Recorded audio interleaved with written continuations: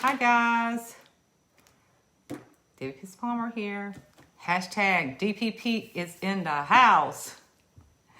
Okay guys, it's time for me to share some things with you guys because I've been asked so many times about what are you doing, how do you recruit. So I think this is the most effective thing that I've done with my business as it relates to getting people to join my team. It's the most effective thing because I had to sit back and look at my numbers and study the people who I brought on board. And as I study these numbers, and it just hit me all of a sudden what it is that I've been doing for a long time. So I joined Cincy back in 2009, and I was just a selling machine when I first started because I didn't know anything at all about the recruiting aspect. I didn't know what that was, what it was all about, what it meant. So later, after I found out what it really meant for my business, I decided to change my thought process and started asking people about joining. But it was still kind of rusty because I didn't really know what I was doing. As I look at my numbers for every year, as I started to recruit, my numbers really started to take off in 2016. And I'm going to tell you guys why it took off in 2016. And numbers are kind of low, like 2010 was like 21, 11 it was 28, 2012 it was 19, 13 it was 19, 14 it was 21, 15 it was 39, and it took a turn in 16. It went up to 59. And then in 17, it went up to 76. In 18, it went up to 88. In 19, it went up to, it went down a little bit, went to 70. And in 20, it went up to 99. And so far this year is 46. So I told the numbers. So since I've been with Cincy, I've actually brought on 585 new frontline consultants total. And right at that point, between 15 and 16 is when the numbers started to change. So I'm going to tell you guys what happened. I'm going to tell you guys what I started doing that was different than before.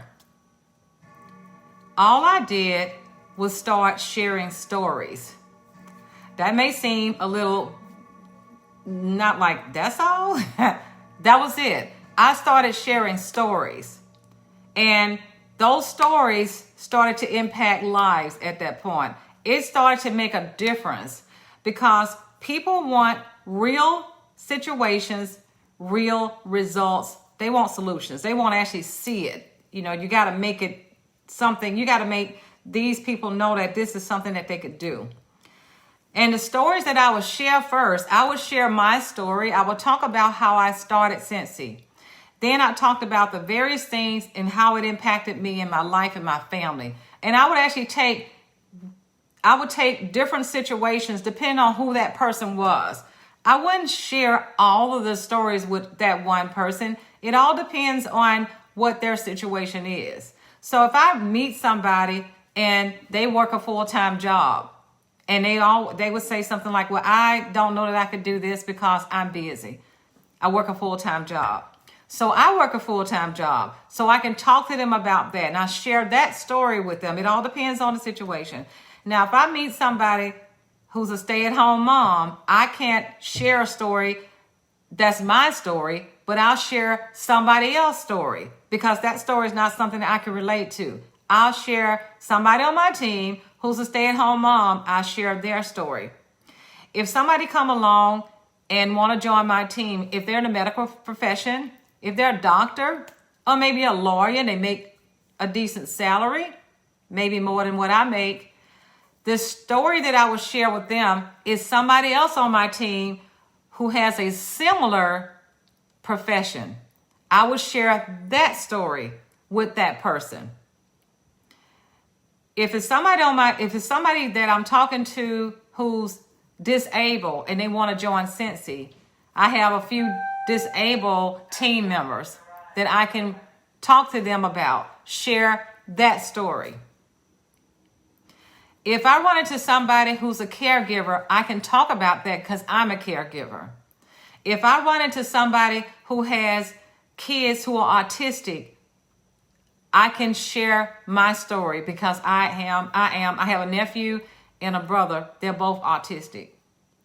So these stories that I started sharing started changing my numbers.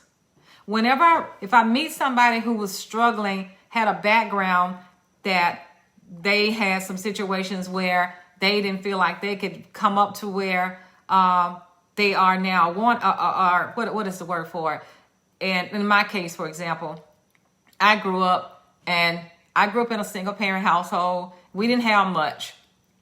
So if I run into somebody like that, I can share that story.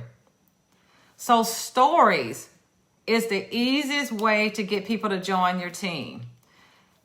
Everybody's got one. You can't get that wrong if you're sharing your story because it's your story. Whether the story relates to that person or not, still share your story because they need to know why you joined. They need to know who you are. And now before 2016, I would always share the Cincy story because I always like to share videos. I would always share the Cincy story. So I started sharing my own story. And that made a difference when I started sharing my own story, not so much the Cincy story. Now, every now and then I still share that because people want to know a little bit about Cincy as a company. But people generally will join because they want to connect with you as a person. They want to know that you're going to be there for them. So these are the things, guys, that I've done in the most recent years. And this is the most effective thing that you can ever do. And I know sometimes people may feel like I don't want to put it out there. But if you're trying to recruit, that's what you have to do. That's what you need to do. If you're trying to become an effective person to bring somebody on board, if you're looking to promote your business, you got to be a little transparent. I mean, I share my story so many different ways. I put it on Facebook, YouTube, in the stories, Instagram, Facebook stories. So I let people in my life to see, so they could see what I'm doing. I reached out to somebody today and asked her if she wanted to start Cincy because she put out there, I made a post and said, I'm looking to bless somebody. So she responded. So I sent her a message and I told her what it was that I was trying to bless her with, which was the opportunity. She said, well, I don't do well at sales. I don't want to do that. So I told her, she said, I'm not a salesperson. I said, neither am I. I said, as a matter of fact, I don't really know that I really care for being called that. I say, I'm a share person. I'm not a share person. I'm not a salesperson. I'm a share person is what I told her. She's a registered nurse, but yet she said she wanted this blessing that I put out there. So I told her I am a share person, not a salesperson. And I explained to her all the things that this business has done since I've been with Cincy because she's graduating from college in December, this young lady. And I told her that my daughter's graduating also in December. And I told her I've used my Cincy pay to pay my daughter's tuition. And I used my Cincy pay to buy my daughter a car. When I told her that, she said, oh, okay, let me talk to you after I have my surgery. Isn't that amazing how you start telling stories and sharing stories and all of a sudden people's mindset change. So stories change people in the way that they see things. If you share what you're going through, it's going to make a big difference. So this is the key to getting people to join your team is to share those stories.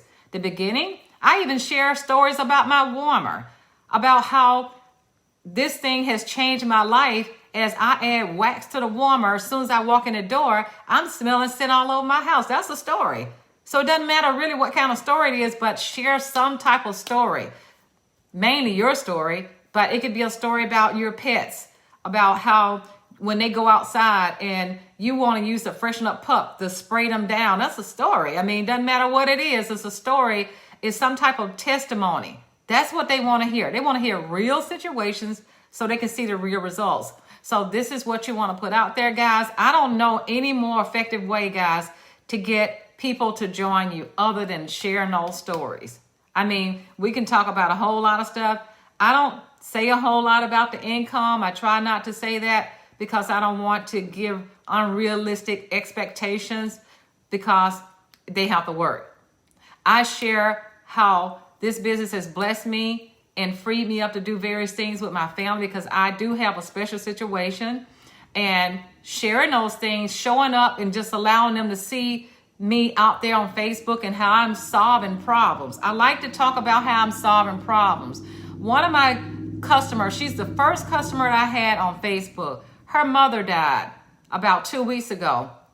I met her mom one time, but her mom, every morning when I go out there on Facebook and say good morning, she would always be like one of the first people to say good morning back to me. Well, she passed away. So her daughter made this picture of her with angel wings on her back. So I sent her a warmer. The angel wings warmer is what I sent her. So she just made a post on Facebook and celebrated her mom out there with that warmer and talked about me as her best friend, one of her good friends, sharing this. And she said, I made her day. Well, that's a story. So this is something that you could share, guys, whether it doesn't matter what kind of story it is. That's a story that you can share as well. Somebody's going through something and you've done something for them. That's a story that you can share with them.